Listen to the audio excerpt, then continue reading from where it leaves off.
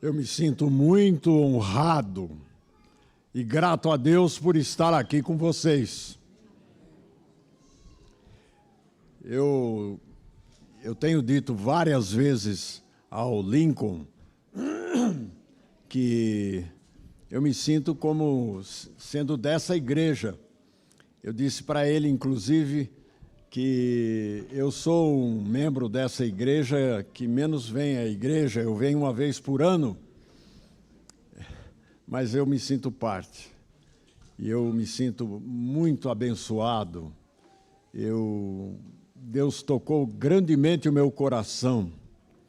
E quando o Lincoln falava dos cânticos e nos lembrava da nossa tremenda responsabilidade diante de Deus, porque nós somos responsáveis pelo que falamos a Deus.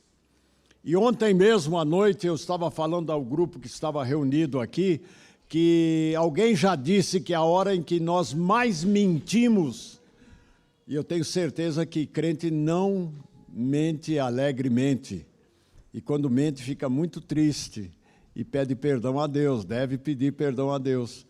E ele disse, esse servo de Deus disse que a hora que nós mais pecamos é quando cantamos a Ele. Vocês se lembram de tantas afirmações que fizemos para Ele hoje? Então vamos orar para que Deus nos ajude a viver aquilo que nós expressamos para Ele. Nós nos consagramos, nós nos entregamos, nós damos tudo para Ele, nós dizemos que é só Ele. E na vida prática, como é que é? Meus irmãos, hoje eu tenho a ousadia eu escrevi o que eu vou pregar aqui. Às vezes a gente fica um pouco incomodado quando o pregador, o palestrante fica lendo demais, né? Parece que ele não tem algo assim que saia assim de maneira natural dele, ele tem que ler.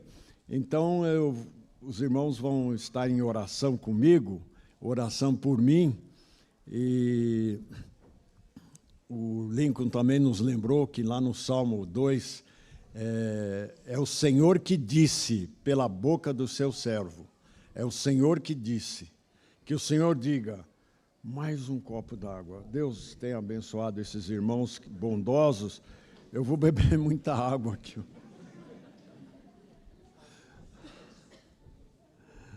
Ah, meus irmãos, vamos orar. Você quer fazer uma oração também? Ore comigo, diga assim, ore silenciosamente, mas diga assim, Deus, fala o meu coração. E eu te agradeço por teres ouvido a minha oração, porque nós oramos em nome de Jesus. Amém. Quero falar hoje com os irmãos sobre batalha espiritual. Nós estamos vivendo dias difíceis. Eu quero repetir algo que falei ontem aqui, nós estamos vivendo dias difíceis. Nós estamos vivendo dias de incerteza. Vivemos a era da incerteza, no sentido humano, porque espiritualmente falamos, nós estamos certos de que aquele que é poderoso para nos guardar, Ele está no controle, Ele é soberano, Ele é o Senhor das nações. Reis da terra se prostrarão, nós cantamos isso e é verdade, os reis da terra se prostrarão, todo joelho se dobrará. Hoje pessoas altivas não querem se curvar diante do Senhor, mas um dia eles se curvarão, é melhor nos curvarmos agora, porque se nós não nos curvarmos agora, nós vamos nos curvar um dia, e os reis da terra se dobrarão, se curvarão. Então, confie no Senhor, Ele está no controle. E no ministério com o qual eu trabalho, Intercessores para o Brasil, que é um dos ministérios da Mocidade para Cristo, nós temos confiado que só Deus salva a pátria. Só Deus salva a pátria. Então, hoje eu quero compartilhar com os irmãos algo que Deus colocou no meu coração. Gravei essa mensagem também para a TV MPC, e quando os irmãos estiverem sintonizando a TV MPC, vai estar aí nas plataformas. Nós estamos colocando a TV MPC nas plataformas, e essa semana eu gravei várias mensagens sobre oração, e uma delas foi essa. E vocês vão ser os primeiros a receberem essa mensagem que Deus colocou no meu coração. Eu estava orando com muita expectativa, santa expectativa, quando eu recebi o honroso convite do Lincoln para estar aqui com os irmãos. Eu ambicionava, desculpem o termo ambicionar, mas é um termo que pode ser usado da maneira positiva também. Eu ambicionava a oportunidade de estar aqui. Deus usou o Lincoln para me tranquilizar. Ele disse, olha, então vem aqui, não só no domingo, mas venha no sábado também. E eu agradeço a hospitalidade também lá na sua casa. Muito obrigado, irmão. E então eu quero trazer a mensagem do Senhor para vocês. Nós temos exemplos na Bíblia de pessoas que oraram pelas cidades. E eu quero conversar um pouco com vocês sobre batalha espiritual sobre as nossas cidades. Por exemplo, Abraão orou por Sodoma e Gomorra, conforme Gênesis 18, 20 a 33. Daniel orou pela cidade da Babilônia, Daniel 2, 18 a 23. Jeremias escreveu aos que estavam exilados na Babilônia para que eles procurassem a paz e orassem pela cidade. Jeremias 29, 7. Jerusalém é provavelmente, não é provavelmente, sem dúvida é a cidade sobre a qual mais se tem orado. Neemias, Daniel, Esdras, Davi, Salomão, e o Senhor Jesus chegou a chorar por causa da desobediência e irresponsabilidade do povo. Agora a pergunta é, por que temos visto tão pouco impacto nas cidades? E vamos recorrer aqui a uma passagem, nós não vamos lê-la, é uma passagem longa, vai do capítulo 2, versículo 1 de Apocalipse, até o capítulo 3, versículo 22. Mas nós vamos estar pensando juntos um pouco. E Deus tem nos dirigido de uma maneira maravilhosa, porque eu estava hoje cedo folheando um livro o título é Paulo e as 7 igrejas do Apocalipse, que é lá na casa do Lincoln, e eu fui logo para a igreja de Laodiceia. Eu tenho pregado muito sobre a igreja de Laodiceia, eu fui logo para olhar sobre a igreja de Laodiceia, e depois folhei sobre algumas outras cidades lá na Turquia, e logo em seguida o Lincoln começou a contar para mim da sua experiência visitando essas cidades. E então eu vi que tudo está encaminhando, né? Tudo estava confirmando que essa era a palavra que eu deveria trazer para os irmãos nessa manhã. Então nós vamos aprender um pouco das 7 igrejas do livro de Apocalipse. O Lincoln falou para mim que os irmãos são muito pacientes e que os irmãos estão preparados, e eu tive uma pequena discussão com ele, e nós chegamos a não concordar um com o outro, e eu disse para ele, mas eu preciso falar até 1h30 da tarde. E ele disse, 1h30 não é possível, você tem que falar menos. Então eu disse, bom, então... Aí ele disse, não, pode falar até 1h da tarde. Então eu resolvi, né, acatar a liderança dele. Então, os irmãos têm paciência comigo até 1h da tarde? Vocês acreditaram nisso? Acabei de falar para a gente não mentir. Não, me dá alguns minutos, presta atenção, fique em oração. Deus está falando a você? Vamos continuar então? Vamos aprender das 7 igrejas do livro de Apocalipse. As igrejas, os irmãos percebem que na introdução àquilo que Deus falava a determinada igreja, sempre dizia ao anjo da igreja que se encontra, por exemplo, em Sardes ou Esmirna ou Pérgamo, né? As igrejas então tinham anjos designados para cada uma delas. Eles eram ministros celestiais. E eu estava folheando a Bíblia lá em Hebreus capítulo 1, versículo 14, e a palavra de Deus diz que esses anjos são para nos servirem. E isso só para os irmãos daquele tempo, claro, né? Não! Para nós hoje também. Eu poderia contar várias experiências, eu poderia contar experiências pessoais que eu tenho tido quando eu tenho sido acudido em situações de perigo, de risco iminente, e Deus usou em forma humana, uma antropomorfia, uma aparição em forma humana, para que eu não me assustasse, chegando um anjo batendo asa. As asas devem fazer barulho, né? Quando eles batem, são anjos grandes, né? Então, eu usa pessoas, usa em figura humana, aliás. Mas qual era a mensagem para cada anjo? Os detalhes eram diferentes, mas sempre tinham a ver... Será que eu devia falar isso? Acho que não, né? Vai incomodar você? Tinham a ver com o pecado da igreja e a atividade satânica naquela determinada cidade. Então a pergunta é: existe atividade satânica nas nossas cidades? O pecado nos enfraquece tanto no trabalho para Deus, como na nossa luta contra Satanás. O pecado nos desqualifica, tira a nossa autoridade quando nós queremos servir a Deus. Se toleramos pecado, Satanás toma liberdade para agir. E ele age em nós da seguinte maneira: ele causa desânimo, desapontamento, muitas vezes desapontado com um irmão. Eu não esperava isso de você. Não, eu estou sem saber o que dizer. Eu fiquei sabendo, eu estou desapontado, né? Ele coloca dúvidas. Olha, ter dúvidas não é pecado. Duvidar é pecado. Ter dúvidas, isso vai acontecer conosco, mas ele começa a colocar dúvidas e decepção. Não esperava isso. Olha, não me diga, ela falou isso? Ele fez isso? Eu não acredito. Decepção.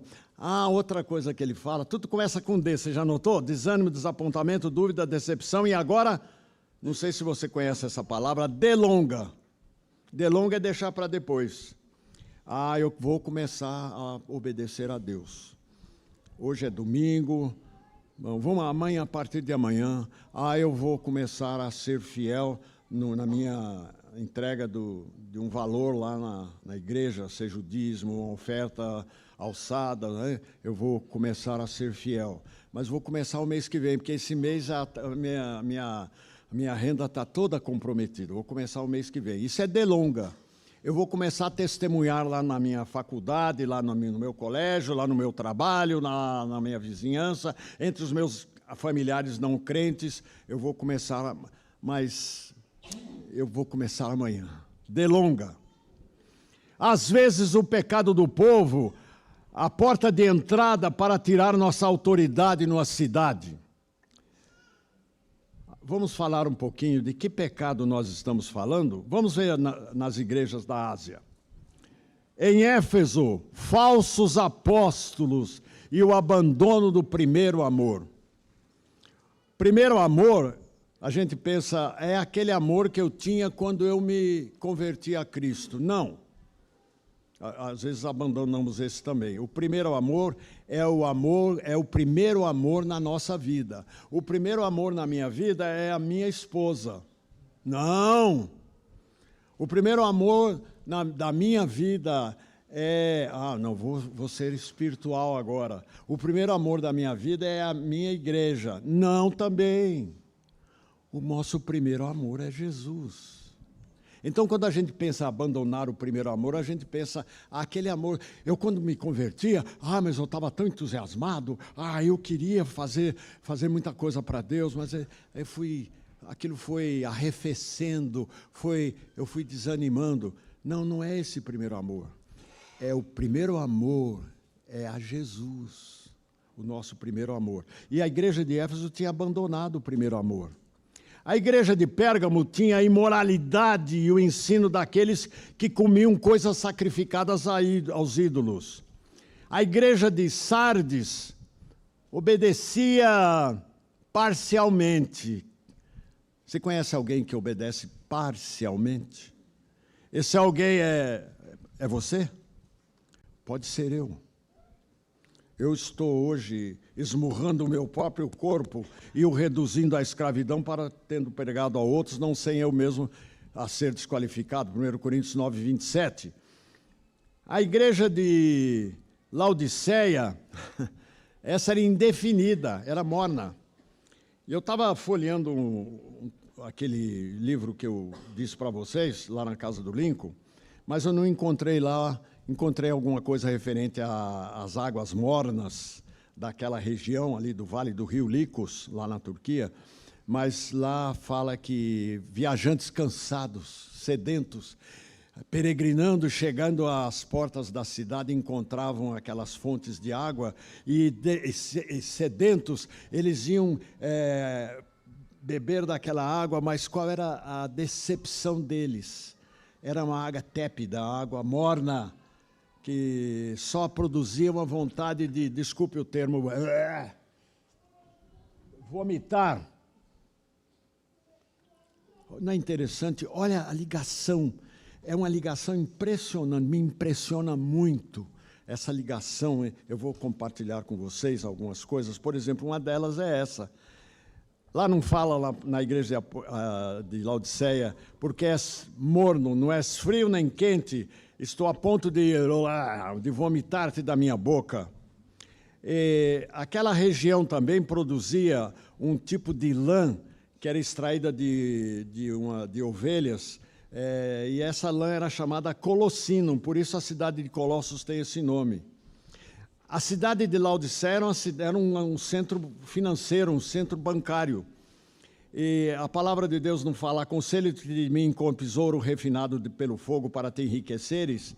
E aquela região produzia também esse tecido feito dessa lã, que então Jesus disse, aconselho-te de mim com vestiduras brancas para te vestires. Naquela região também se produzia um colírio, que era usado para mitigar uma doença oftálmica muito comum naquela região, e que afetava a visão das pessoas. Então existia lá um colírio, e é interessante que a palavra, Jesus falou, aconselho de mim, compres, e colírio para os olhos, para que vejas, a fim de que vejas, né? Então, a igreja de Laodiceia era uma igreja indefinida e materialista e autossuficiente. Eu não preciso de coisa alguma. E Jesus falou, e nem sabes que és pobre, cego e nu, né? Então, a igreja de Laodiceia era uma igreja indefinida, materialista e autossuficiente. A igreja de Tiatira tinha o espírito de Jezabel. Agora, a pergunta é a seguinte: como imaginamos fazer o trabalho de Deus se toleramos atitudes erradas, desunião, crítica, imoralidade, orgulho, rebelião e obediência superficial?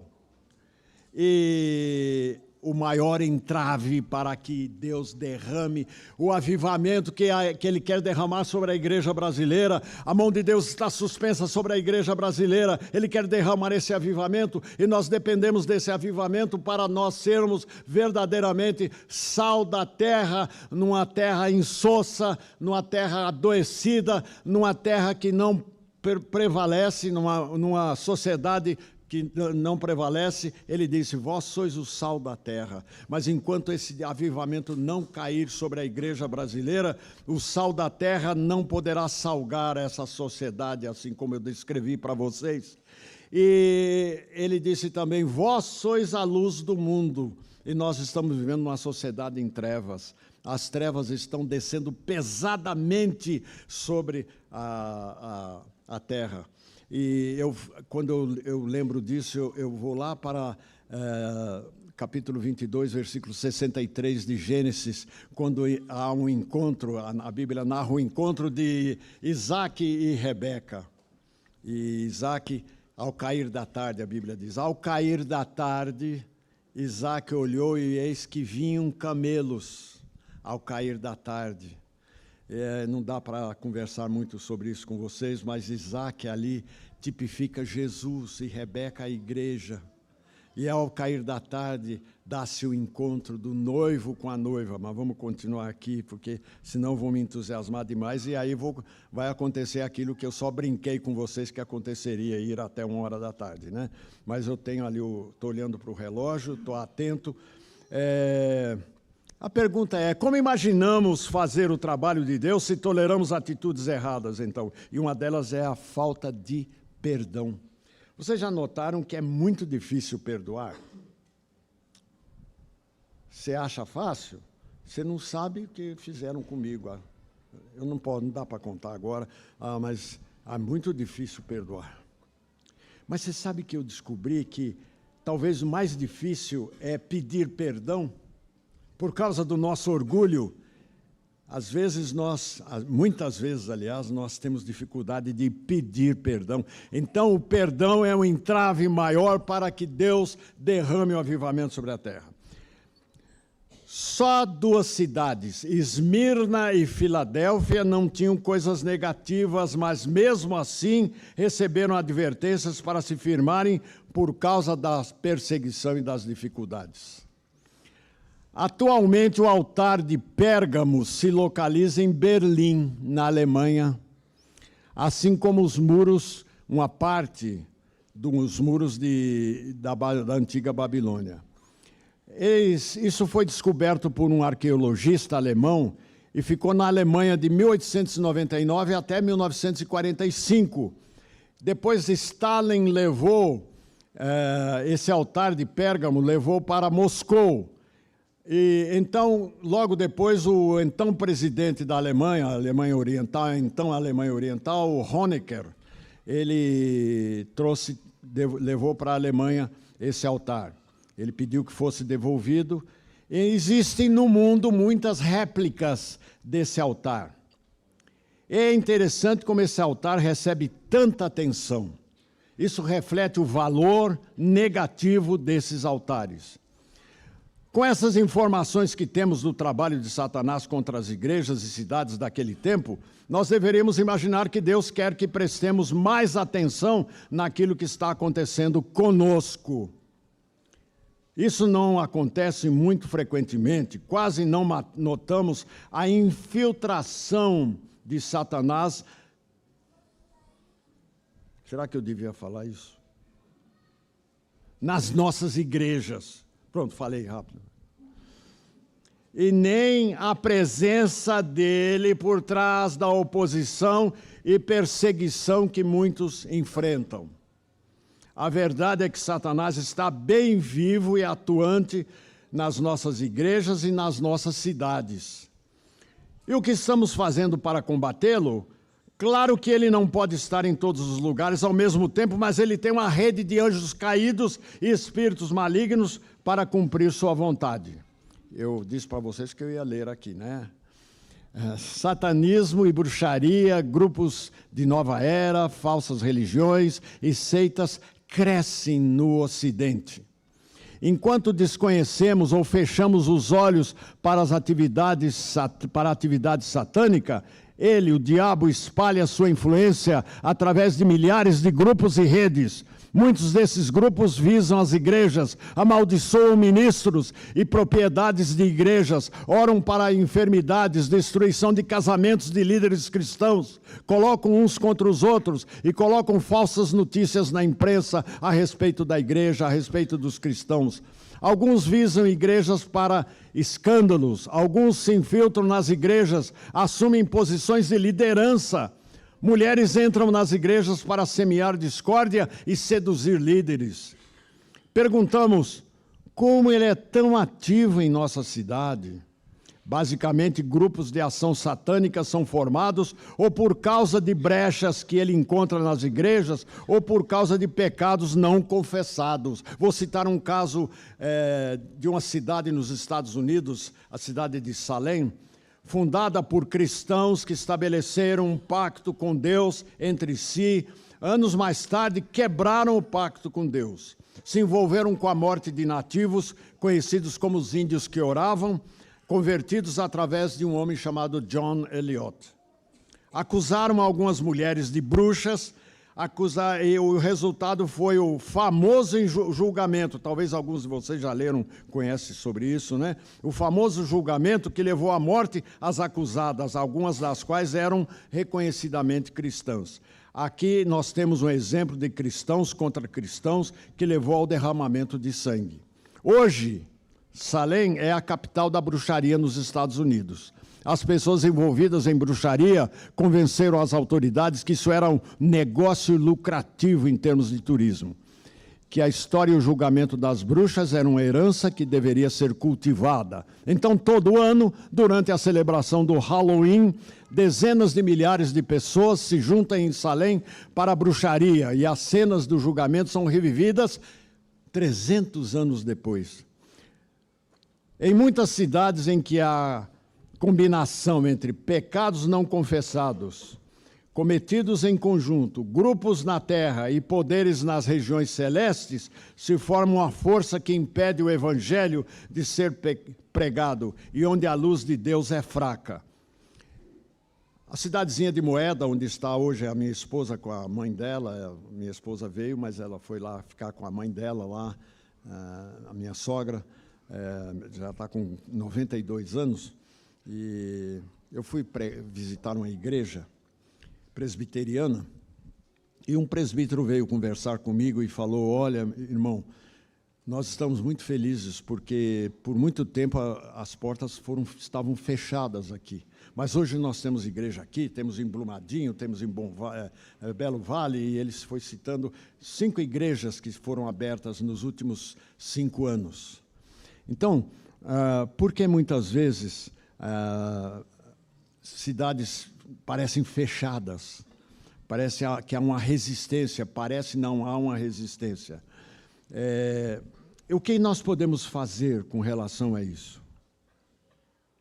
Primeiro, Efésios capítulo 6, versículos 11 em diante até 18, nos dá a chave.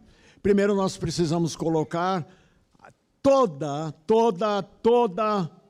guardem bem, toda a armadura de Deus. Porque às vezes a gente se concentra mais num versículo e aquele versículo fala sobre uma parte da armadura específica e a gente se encanta com aquilo e pensa: vou colocar a couraça da justiça, ou vou colocar o capacete da salvação, então, mas toda a armadura de Deus. A segunda coisa que essa passagem diz que nós devemos ficar. Ficar quer dizer perseverar. Ficar quer dizer dar continuidade. Ficar quer dizer permanecer firme, ficar firme.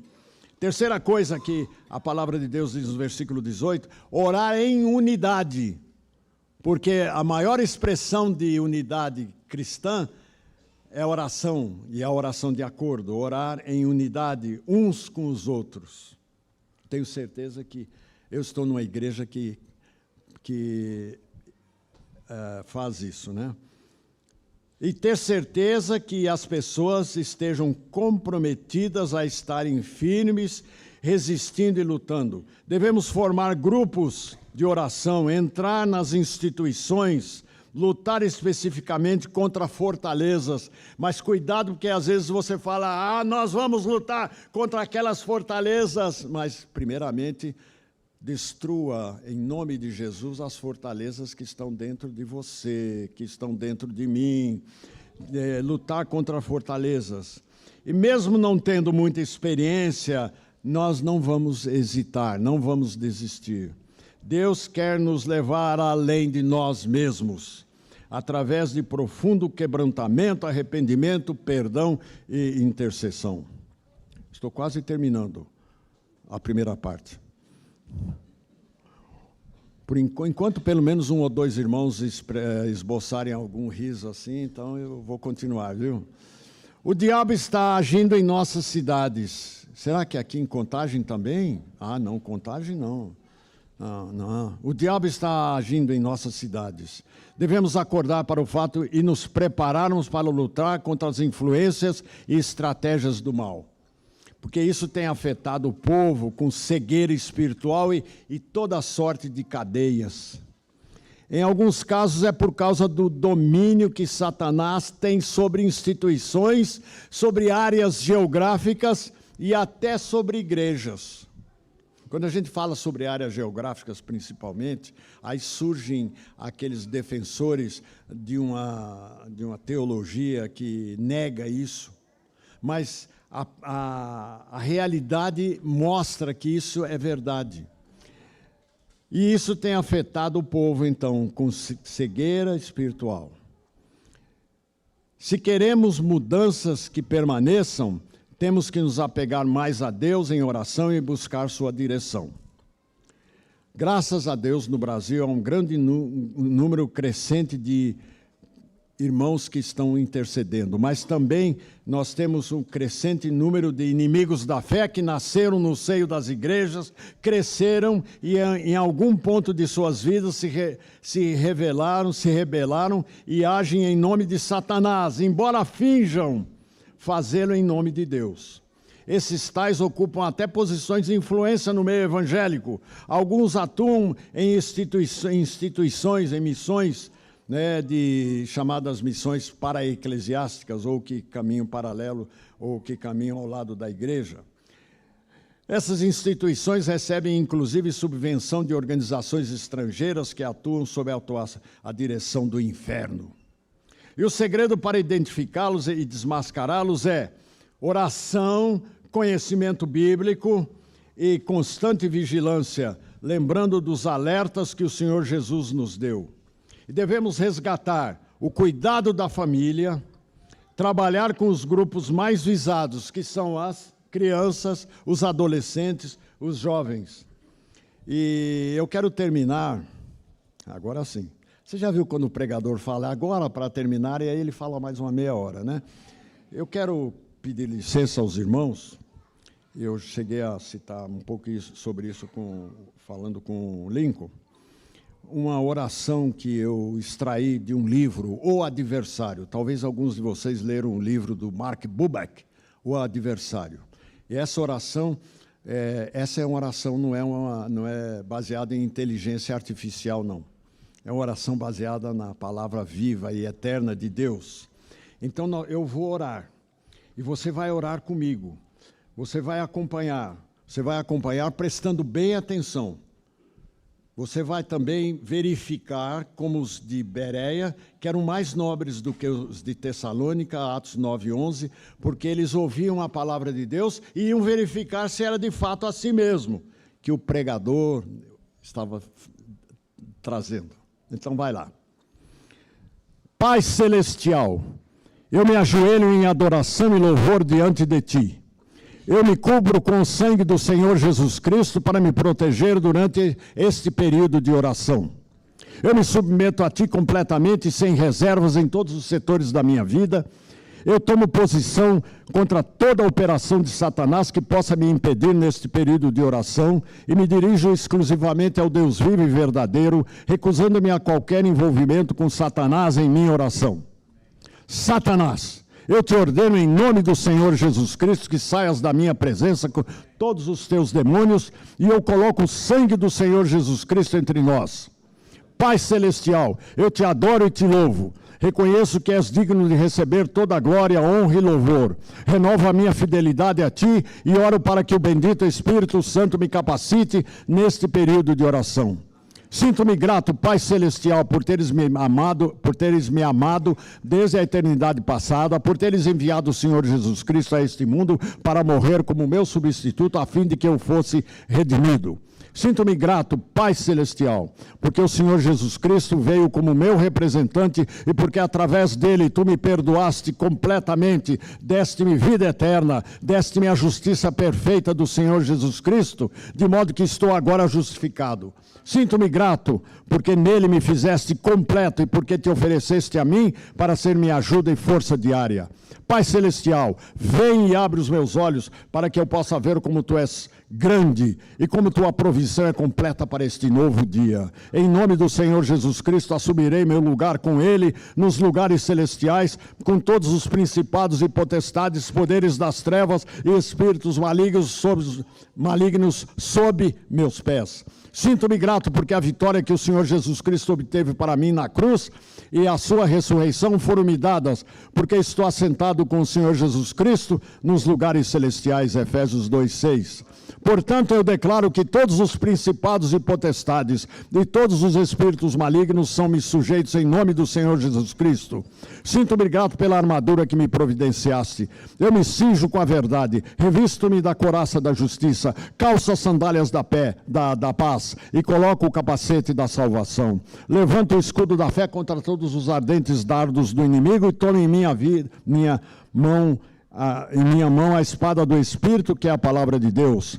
Efésios 6, 10 a 18. E uso a tua palavra contra todas as forças do mal em minha vida. Eu me revisto dessa armadura, vivendo e orando em completa dependência de ti, bendito Espírito Santo. Sinto-me grato, Pai Celestial, porque o Senhor Jesus Cristo desfez todos os principados e potestades e os desmascarou e triunfou sobre eles nele mesmo. Reivindico toda essa vitória para a minha vida hoje. Rejeito em minha vida todas as insinuações, acusações e tentações de Satanás. Afirmo que a palavra de Deus é verdadeira e faço a escolha de viver hoje na luz da palavra de Deus. Eu faço a escolha, Pai Celestial, de viver em obediência a Ti e em comunhão contigo. Abre os meus olhos e mostra-me as áreas de minha vida que não te agradam. Opera em minha vida para que não haja nela nenhuma base para Satanás tomar posição segura contra mim. Mostra-me qualquer área de fraqueza. Mostra-me qualquer área na minha vida na qual devo modificar algo para te ser agradável. De todas as maneiras, no dia de hoje, colocar-me-ei ao teu lado e sob o ministério do Espírito Santo em minha vida. E pela fé e na dependência de ti, eu me dispo do velho homem e permaneço dentro de toda a vitória da crucificação, onde o Senhor Jesus Cristo forneceu a purificação da velha natureza. Eu me revisto do novo homem e permaneço dentro de toda a vitória da ressurreição e a provisão que Ele fez por mim ali para viver acima do pecado. Portanto, nesse dia, eu me desvencilho da velha natureza com seu egoísmo e me revisto da nova natureza com seu amor. Eu me desvencilho da velha natureza com seu medo e me revisto da nova natureza com a sua força. Hoje me desvencilho da velha natureza com todas as suas concupiscências e me revisto da nova natureza com toda a sua justiça e pureza. Sob todos os aspectos eu me coloco na vitória da ascensão e glorificação do Filho de Deus, onde todos os principados e potestades lhe foram sujeitos. Eu reivindico o meu lugar em Cristo, vitorioso com Ele, sobre todos os inimigos de minha alma. Bendito Espírito Santo, eu te peço que me enchas, derruba todos os ídolos e expulsa todos os inimigos. Sinto-me grato, Pai Celestial, pela expressão da Tua vontade para a minha vida diária, conforme me mostraste na Tua palavra. Por isso, eu reivindico toda a vontade de Deus para hoje. Sinto-me grato por me teres abençoado com todas as bênçãos espirituais nos lugares celestiais em Cristo Jesus, Efésios 1:3. Sinto-me grato porque Tu me criaste para uma esperança viva, através da ressurreição de Jesus Cristo dentre os mortos. Sinto-me grato porque Tu fizeste uma provisão tal que hoje eu posso viver cheio do Espírito de Deus, com amor e alegria e autocontrole em minha vida. E eu reconheço que esta é a Tua vontade para mim, e por isso rejeito e resisto a todas as tentativas de Satanás e seus demônios de me roubarem a vontade de Deus. Recuso-me no dia de hoje a crer em meus próprios sentimentos e levanto o escudo da fé contra todas as acusações e todas as insinuações que Satanás vem a colocar em minha mente. Eu peço a plenitude da vontade de Deus para o dia de hoje. Em nome do Senhor Jesus Cristo, eu me submeto a Ti completamente. Pai Celestial, como um sacrifício vivo. Eu faço a escolha no dia de hoje de não me conformar com este mundo. Romanos 12, 1 e 2. Eu faço a escolha de ser transformado pela renovação da minha mente e peço que tu me mostres a tua vontade, me capacites a andar em toda a plenitude da vontade de Deus para o dia de hoje. Sinto-me grato, Pai Celestial, porque as armas de nosso conflito não são carnais, mas poderosas para, através de Deus, derrubar as fortalezas, para desfazer as imaginações e todas as coisas altivas que se exaltaram contra o conhecimento de Deus, trazendo cativo cada pensamento em obediência ao Senhor Jesus Cristo, 2 Coríntios 10, 5. Portanto, em minha própria vida, no dia de hoje, eu derrubo as fortalezas de Satanás e esmago os planos que Satanás armou contra mim. Eu derrubo as fortalezas de Satanás contra minha mente e submeto minha mente a ti, bendito Espírito Santo. Eu afirmo, Pai Celestial, que tu não nos concedeste o espírito de medo, mas de poder e amor e de uma mente sã. Eu derrubo e esmago as fortalezas que Satanás levantou contra as minhas emoções no dia de hoje e entrego minhas emoções a ti. Eu esmago as fortalezas que Satanás levantou contra a minha vontade no dia de hoje e a entrego a ti, fazendo a escolha de tomar as decisões da fé que são convenientes. Eu esmago as fortalezas que Satanás armou contra o meu corpo hoje e entrego o meu corpo a ti, reconhecendo que sou o teu templo e me regozijo em tua misericórdia e tua bondade. Pai Celestial, peço agora que através deste dia tu me vivifiques, mostra-me como Satanás está impedindo, tentando, mentindo, dissimulando e distorcendo a verdade em minha vida. Capacita-me a ser a espécie de pessoa que te seja agradável. Capacita-me a ser agressivo na oração. Capacita-me a ser mentalmente alerta e a pensar os teus pensamentos de acordo contigo e dar-te o teu lugar de direito em minha vida. Novamente eu me cubro com o sangue do Senhor Jesus Cristo e oro para que tu, bendito Espírito Santo, coloques toda a obra da crucificação, toda a obra da ressurreição, toda a obra da glorificação e toda a obra do Pentecostes em minha vida no dia de hoje. Eu me submeto a ti, eu me recuso a ser desencorajado.